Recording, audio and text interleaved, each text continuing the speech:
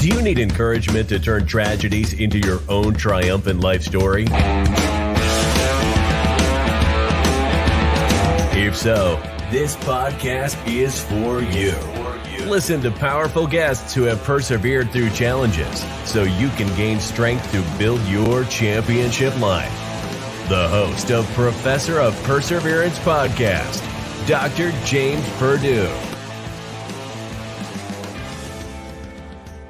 Hey, come on in. Again, it's time for us to get some motivation, some inspiration, some encouragement, some hope that we know that when struggles come in life, hardship, difficulties come, we can kick it into teeth and still live a life the best as possible. Doesn't mean it would be something you want to do in life, but it gets us where we can live a better life than we thought would happen while we're going through our situation. Hey, today our guest here, this is going to be awesome. One, again, y'all know, I get anybody that's an athlete, I'm all in for them already. So we're going to give you a heads up. We got some sports here to talk as well. All right. But the guy here today, his book he wrote is called Defeating the Unbeatable. Let me spit that out. Hold on. Defeating the Unbeatable. All right. He wrote this in response because his wife fought a 10-year battle with brain cancer, and he was the caregiver of her. So let's go and get started. And welcome to the show with the author of the book, Defeating the Unbeatable, is Craig Olson. Hey, thanks for having me on, James. I appreciate it. All right. I love the cover and everything, and we've talked beforehand. I love the format that you use with baseball, going through the cancer and caregiving and stuff with the wife and you and things. And, for sports people, it would bring things in home with them, home plate. There you go, with them. And so understanding. So, but for other people, it would still help them as well, even if they're not sports related.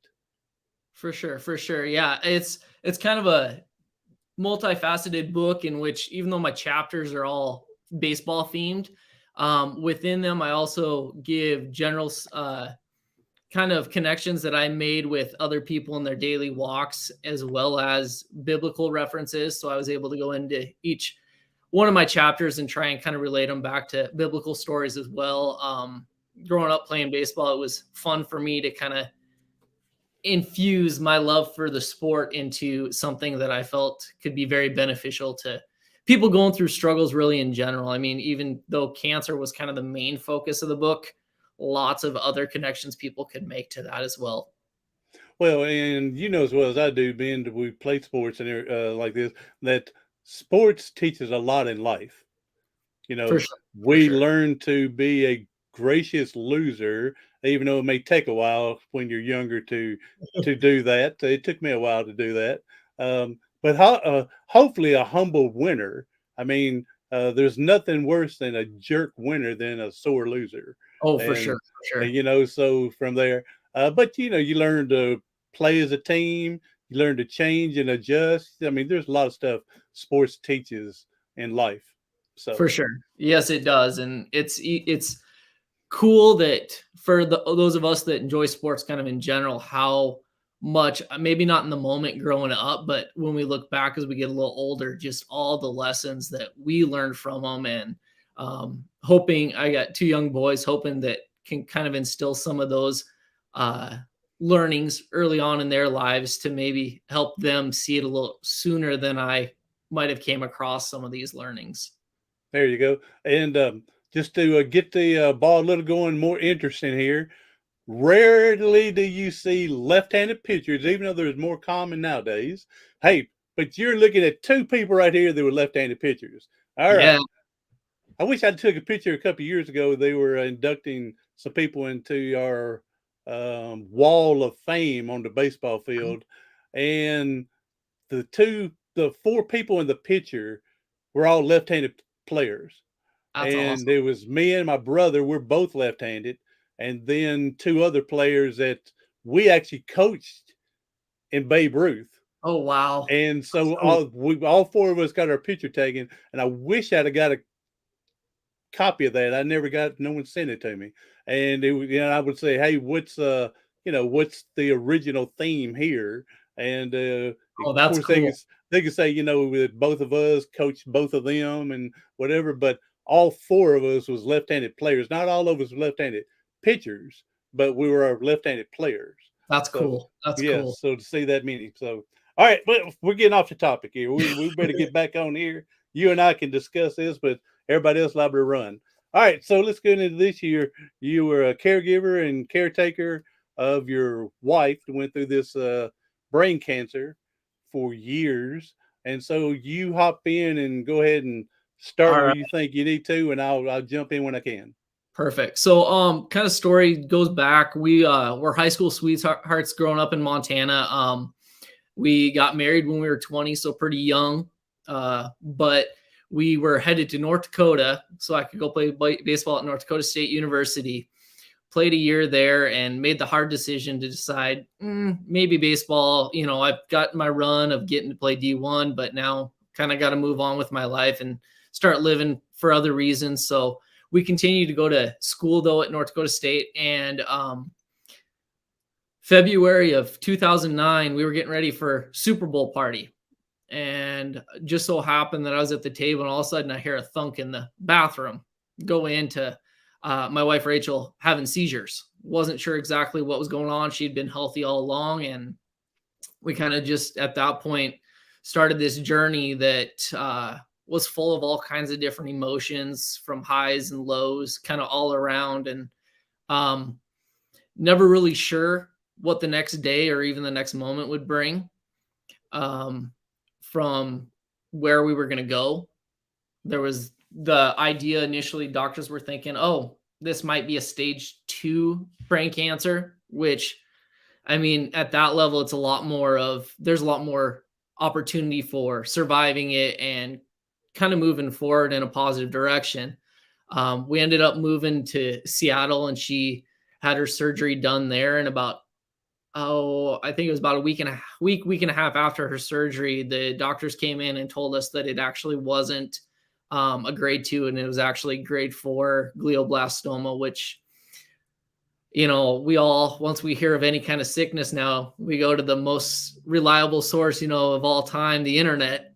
That's right. And it went the confidence that you hope to have kind of sucker punches you when you see all of a sudden maybe 18 months for the best of them. And so, I mean, going from being 20, 21, newly meds, all this life ahead of us to now, at most we might get a total of 3 years of marriage at that point. And so it was definitely a heart-wrenching experience, but one of the coolest things, and it was kind of a theme that led into my book and really kind of fits with your idea of perseverance, is my wife looked straight ahead and said, let's do it. Let's get started, in that moment when we had just been dealt what felt to be the biggest sucker punch in history. And it was kind of like, well, shoot, she's the one going through it. I got to get on board here. Get on board and support. Yes, for sure. Yeah, it was very interesting. And one of the things I learned a lot kind of going through this too is I grew up being a rock for everyone else. That moral support for anybody. If you needed someone to talk to, if you needed someone to, whatever it may be, I was there for you. And early on, I was ignoring those signs that wasn't beneficial to me. Such as I had a water bottle in my hand one day and got some bad news that just continued to snowball, and it had a lot of water in it. And all of a sudden I looked down, and that water bottle went from normal size to now it was like a crushed can. And I was like, there's something going on there. And this is where you weren't seeking for someone to be your rock. This is where you're holding it in and trying to be strong and not showing weakness. Yes, exactly. And, it's something that I write about in the book, is just that idea of we can't do it alone. You know, you got to have that team. And that is one of the chapters I've got in my book, is understanding your team's going to come in different forms. And, you know, initially you got all the team in the world, but you still got to have that core kind of, you know, your 25-man roster that you have to really lean on the most. And you've got the rest of the team that kind of ebbs and flows based on your journey in life. And that was a learning experience for sure, and took a lot of thumps before I finally kind of figured out that, you know, as much as you're a rock for everyone else, you got to have people be a rock for you too. Exactly. Yeah. The old saying, you know, the Long Ranger had Tonto with him. So, we've got to have someone. I don't care. Even again, go back to sports. I don't care if you're an individual sporting thing, whether you're swimming, golfing, tennis player, whatever else. What do you have around you to make you be successful? You got your coach, your trainer, your nutritionist, whatever else. Nowadays, I got those psychiatrists and psychologists, Yep, for them. We didn't have all that back then when I was playing, but yeah, so they, even though they're playing as an individual, they've got this community group around them to for provide sure. for them. For Yeah. sure. And it's not always a specialized group either. I mean, they've all got different things maybe unique that don't even relate to specifically what you're going through, but we've all got them in different areas. And, you know, sometimes we don't always know how to seek help from them. And, you know, sometimes they'll ask you, how can you help? How can they help you? How can they help you? And if you're a rock type personality, it's hard for you to even know what you need. And It's so that hard to was know like, what you need, and also it's hard to ask. So for sure. it's, it comes to, I had to learn that when I first got hurt, for ask for help the first time. And so you feel, I don't know, you just feel like I'm not doing the best I can if I have to ask someone to help me, or it's just hard to ask and be humble for that. But it's a great attribute to have, though, to be able to. It's not weak to ask for help. It's, to me, weakness when you don't ask. For And sure. so, And I got to see a lot of the benefits of that. I mean, after she got out of surgery, simple as just, hey, I need to go get some food in me. I need to go take a walk. And the ability then to come back into a situation after you've taken that break, it's amazing how it just little breaks can keep you going. And oh yeah. see it throughout kind of our whole journey from her, you know, telling them her maybe 12, 18 months at most, and then getting to experience all kinds of different things. She eventually got to the point where she got to go back to college. We got to go back to college, and she graduated with a teaching degree with, it's kind of a joke that we had, but she had 3/4 of a brain. After her Hmm. surgery, they took out a quarter of her brain, but she was still smarter than probably 90% of the world. And it was like, you know, a blessing in that respect. And to the point where we decided, hey, she was stable. Can we maybe try and have kids? Which, you know, you look at anything online and the doctors were all saying, yeah, it's not going to happen. But she was Hmm. stable. So we decided, you know what? Let's see what happens. And I'm now got a 9-year-old and a 6-year-old, both healthy as can be. And um, See, I would think that would have been something. And what was your wife's name? Rachel. Rachel. Now I would have think that, like you said, she's stable now. We're not going through all the big fight like early.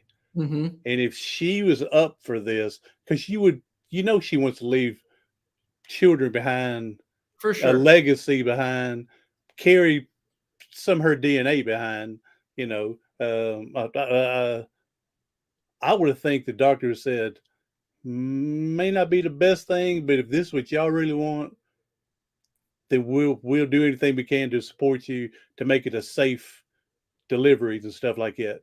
For And sure. I Yeah. would And have thought, because again, this would give her some hope. For sure. I'm going to be a mother. And this would give her more positivity, more examples, more energy to want to stay alive and do. I would think that would be a lot different than what you're saying on other research papers and stuff than that. Yeah. I mean, Yeah, I it was understand that scientifically they're going, nah, it's not good for her, da da da, whatever else. I understand. But you got to look at all the other stuff that's involved. Let's keep her happy. Let's keep her energized. And if she thinks being a mother can do this, let's try it. for sure. And that's kind of the premise kind of behind the title of my book of Defeating the Unbeatable. I mean, we can't beat death really in the form of, today the way we think about death in society is you're dead, you're done. And you're given this terminal cancer diagnosis, but in spite of that, being able to even before and after when she started having her reoccurrence, the idea of, oh, we're going through a hard time, this sucks, but getting to experience some positivity in even in those moments. And so like on our way to go to treatments, just enjoying car rides together and getting to listen to music, but then extending it to, all right, you've been stable this long. Let's go in and let's talk to the doctors about, is it possible for us to at some point try? And, they came across, said, kind of following the science thing, kind of like you were mentioning, well, kind of weeable back and forth. And they said, all right, here's what we can do. We can give you a year, get you off treatments for a year. Let's see what happens. And if at that year point, after treatments are all kind of should be out of your system for the most part, if everything still looks good, why not? We'll see what happens. And for those next, probably 5-6 years, they were calling her the poster child for brain cancer.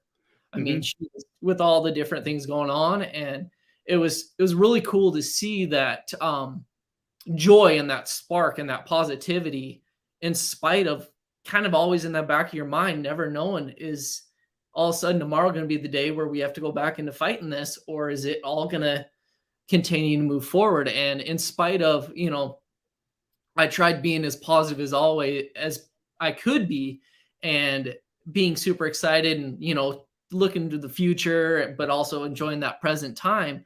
But, I'd be lying if I said there was never anything in the back of my mind thinking what could happen. And I mean, still to this day, I've got some things where if I hear a thud out of nowhere, with someone in the house, I feel my heart skip a beat and go running to see what's going on, just because it was still, such a big thing in my life. But yeah, just really kind of understanding that that internet, when we look things up and the negativity that we see throughout society, we got to kind of take control of saying, hey, it might suck.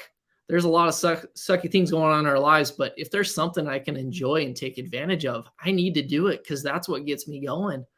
And that joy and that motivation was something that all her doctors talked about. And it was awesome to see that, you never know what life's going to throw at you. And I got remarried a couple years ago to an oncology pharmacist, which was very interesting to end up kind of how things circle back. And it's a conversation her and I have had a lot too, is just her seeing those patients that had that positive attitude and like, hey, I got something to live for, I'm going to keep going and pushing, are the ones that are doing the best. Whereas those ones that, if you got nothing to kind of motivate you. Yeah, that's it. If you're struggling already and you're going through this, it's going to be a little, I would think, more difficult. Okay. Hey, my doctorate is not in medical, is not in. So you be sure to consult all your doctors, get your care team all. Don't listen to what I have to say, because it's worthless. Okay. Yep. It's just me throwing my 2 cents out there. And my 2 cents out there, of course, in today's inflation, my 2 cents is really worth a nickel, even though it's still 2 cents. And so, yeah, I would think, if we can keep people as positive as possible, going through whatever, it gives them that strength and hope, try to go that extra day. I know a woman that passed away, and hers was in cancer. It was in the colon, and her biggest thing then, when she was right at the death thing, she didn't want to die at Christmas, for her family to think Christmas is death day for Mama the rest of their life, and she lived into second week of January, I think. But that was her main goal, was to get past Christmas, so they didn't relate Christmas with her death. And That's that's a great positive thing to do. You're thinking again of someone else, not yourself. Yeah. And it's kind of interesting you bring that story up because when Rachel was finally to the point where they knew it wasn't going to be anymore, they asked her, what do you want to get to? And at that point, she was nonverbal. She could kind of use her hands to kind of explain things. And she held up a 2 and that was meaning our youngest second birthday. She wanted to get past that. And his birthday is December 1st. And she come and gone through December 1st, doing all right. And she actually passed away on a Christmas morning of 2017. But it was very interesting, kind of thinking about it in hindsight. And can't remember who said it to me, but it was like, they said, for us, it's like the hardest Christmas we'll ever have. But for her, it was the best Christmas in the world, in history. Yeah. Getting to wake up and celebrate Jesus' birthday with Jesus. And I mean, no more pain and sorrow. And now you're with the ultimate king. And and all that. Yeah. So, see, that's also a difference in the way people view things that we know are, I don't want to say non-Christian, because there's plenty of other religious, spiritual things going on, and I don't think the one group is better than the others. Okay. But you can find non-believers, we'll say that way, compared to believers. And so with her, like you just said, someone told you where it's going to be the hardest Christmas day for y'all, it's going to be the ultimate for her. And that's a good way to look at that, and explain that to the kids that it gets as they get older, that from there. For sure. Yeah. And so that was a great goal of Rachel, was with the 2, I'm assuming she didn't want to pass away on the second birthday, or she wanted to get that way it doesn't. Yeah. That way it does. That way the child doesn't celebrate a birthday and celebrate death. Right. Exactly. Mother. Yeah. Exactly. So that was an ultimate a sacrifice of trying to go further. So that's great too, as well. Yeah. For sure. And it just kind of all led in, kind of understanding with regards to just kind of connecting the book back and to where this all came from, was just this idea of when she started getting diagnosed, I felt lost. There wasn't any really big specific books that I could relate to. There was kind of the ones of maybe from a person going through it themselves, fighting cancer, or it was people that were dealing with grief, and not really much from the spouse perspective, or just kind of general how to go about doing this new life, this new unnormal that becomes your normal. And that was kind of where I decided to go with this, is because I felt so lost that I figured, you know what, I've got my knowledge, kind of like you said, with your 2 cents, 5 cents type thing. It might not help somebody, but if it does, that's the whole goal in life, is to be able to help someone else. It's, if you leave an impression on someone, maybe someone was able to, find something good in a difficult situation who's read this book. That was another legacy that I feel that through me, Rachel was able to leave behind as well. And I can't help but share that out. And it's been really cool to see that my wife, Tasha, now, she was another one that pushed me to share this. And so another support of, hey, this is something that could help somebody. I know you're passionate about it. Get it out there. And I feel for me, it was therapeutic as well. I'll tell you right now, I never thought I'd even write anything more than a paper that I had to get through school with. I hear you. I'm an awful writer, but it became an outlet for me, and I was so excited. And I'm all for, I believe everybody ought to write a book, if nothing else, it's on their life, how they grew up, and tell their stories. That way their great grandkids can read that one day about how grandmom was. And so I wished I would have pushed this on my grandparents when they were around, especially with today's technology. It's so easy to get self-published if you don't want to do the other route, and just to sure. keep it in. But even if you didn't do a book, I believe people ought to put it on paper. One, it's therapeutic. It's getting your thoughts out and releasing some stress and moving on. And then even if it's only manuscript, you can still share it, let people read it in years to come. And so I'm all for people need to get their stuff out there just for the other people to see how you were. And I'm a big believer that sometimes we go through struggles. It's to prove to us how strong we really are. And people are watching us, whether we know it or not, and they're going to see how we react to how we do things, and they're going to emulate you Oh, for to sure. try to do. There's people you have no clue that was watching how you and Rachel were going through this, and then they're going to pull on that strength. 20 years from now, you remember how Craig and Rachel and man, I got this difficulty. I'm going to dig down and get this same strength from like they had. And so, Mhm. yeah, And it's really cool to see kind of how people connect with it too. So I'm a middle school math teacher now, and it's really interesting that some of the conversations I'll be able to have with kids that are going through a hard time, and being able to have something where I can relate to them, in some capacity. I'm a firm believer though that we all have our unique situations, that in spite of the fact of going through quote unquote the same thing, it's never the same thing. We oh all no, bring something different, unique to uh, each situation. But it's kind of cool to be able to say, "Hey, I I get your struggles. I know you're struggling through a hard time. I can't necessarily feel what you're feeling, but I do have some experience in some of this stuff. How can I help? Can we work together and pull something from each other really in that situation?" And it's pretty cool to kind of see um, some of those conversations, how kids can kind of open up a little bit more, and it's something that's pretty exciting. two things here that mentioned. I used to teach middle school science Okay. and coached our girls basketball team, and I always get that wrong. But right there, you see basketball. We won the state championship one year. Oh, that's And awesome. so, but so I'm very into you. You really got your hands full of them seventh graders with all them hormones and everything going around, and the ups and downs of all that. So I understand all that. And another thing, you may or may not know when someone's read your book that they come and tell you. I mean, they might, but you're not gonna know everybody out there. But when someone comes and tells you how your book is helping them, man, you're gonna feel the world just hallelujah and everything. And my first book I wrote is how I got in the wheelchair and overcome and everything like that.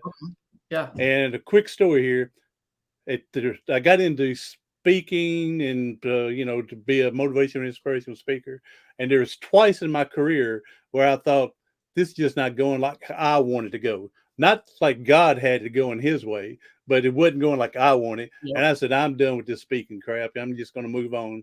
And hey, all right, here's where the story picks up. I did that about a year apart. Okay, from each other, that I'm done speaking. On that same day, I go to the store, walking my service dog and everything. Two people come up to me and says, "Hey, I read your book. I'm gonna let you know that it's going to help me." And so then my question to them is, "How did you get my book? Did someone refer it to you? Did you stumble across it in Googling it? Did you find it laying in a trash can in a gutter? And I'll ask them that.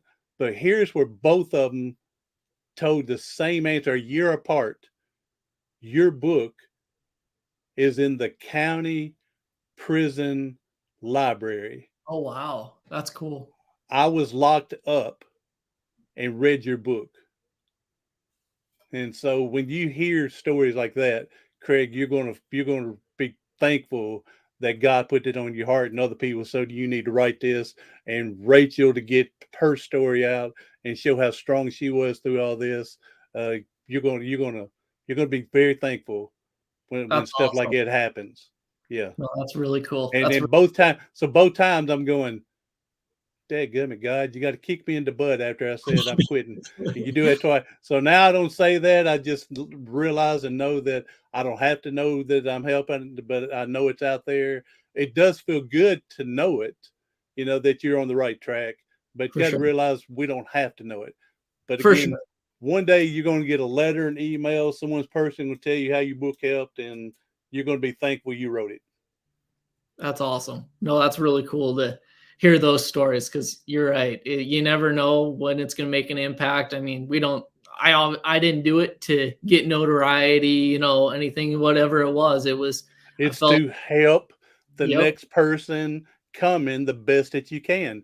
And for we're on sure. this big ball of dirt. I don't know all the reasons why we're here, but I'm a firm believer one of the top 10 reasons we're here is to help each other. For sure. For sure. So Yes, definitely. now let me ask this question here. You and I, we've talked more sports we probably need to for the people that are non-sports. But Rachel, with her at the very beginning, taking this head on, all right, let's do this. When they told her it's stage 4 and all right, let's do this. And we're going to do the best we can. We're going to move forward and go as long as we can. Had these 2 children. Didn't you say from the diagnosis, from what I read, y'all went through this for about 10 years? Just right around 10 years. Yes. Yeah. And so even though the other stuff we read on the internet said roughly about 18 months Yes. from Yep. her diagnosis, but And she that went was the 10 very peak. years. You couldn't find much after that.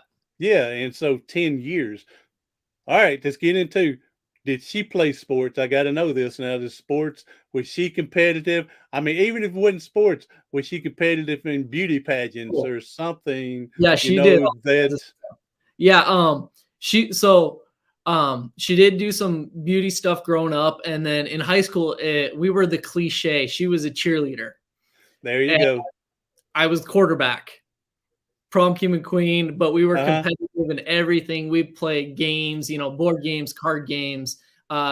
We'd play around the world all the time, and even when she could barely, shoot a basketball because of how weak her right side was, I could rarely beat her. It never failed. And around the world, I just could not beat her. So yes, Mm-hmm. she was a very competitive Okay, person. so some beauty pageants, but cheerleading, so same thing. It's a team sport, and they Yep. got their team competitions and things. Same. So I just had to ask that if Yeah, for that sure. was part of her DNA for her.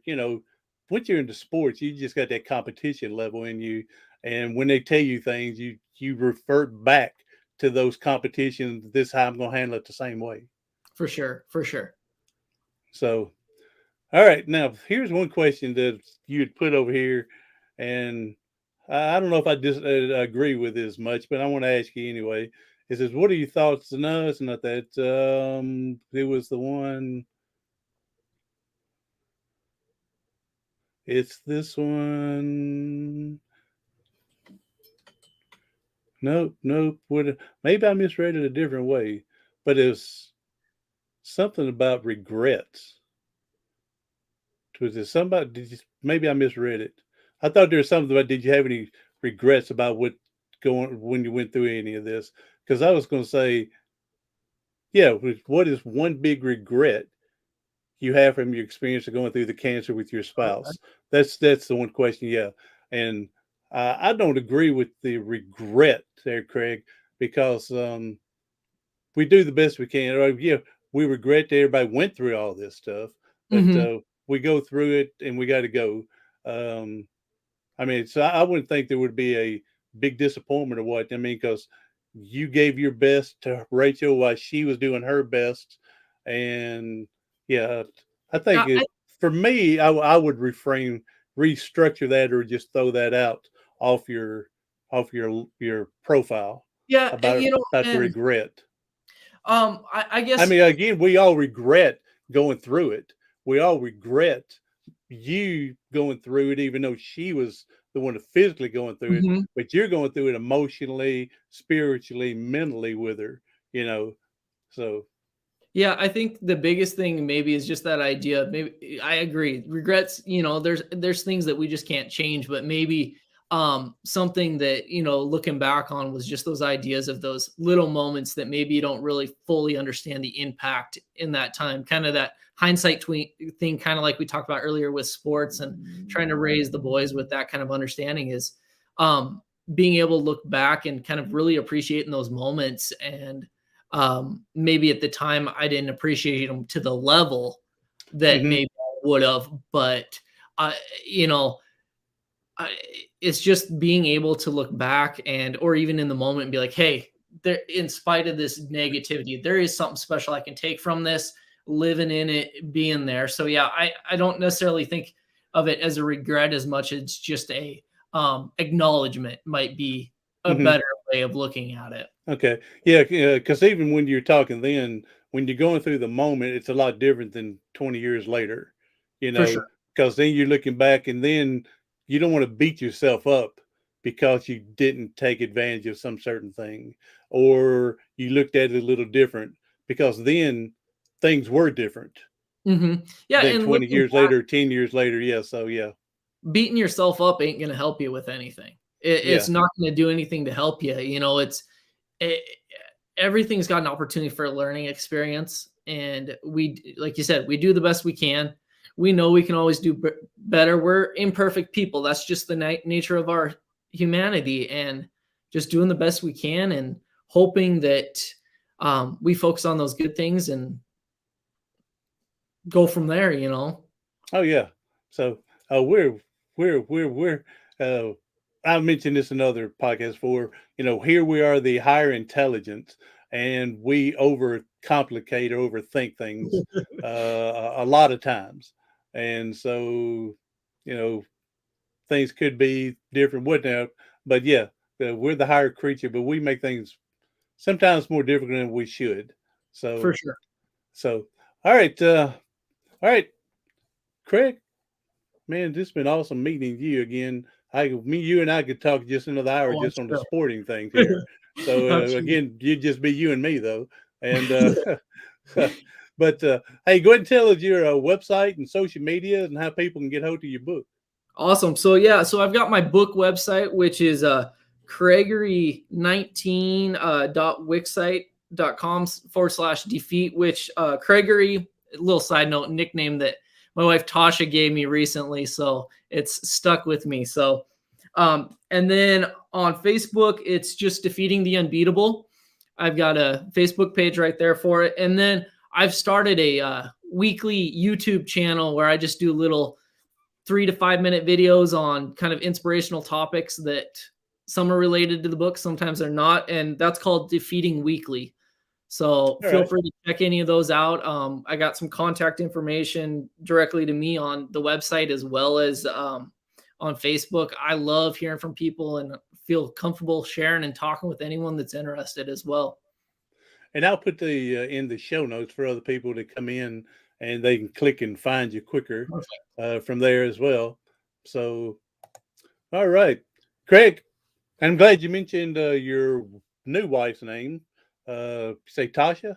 Yes, Tasha. Yep. Yeah. So we didn't want to exclude her. That I mean, because she's coming into a special For circumstance, sure. and my mom and my real dad. I've never met him.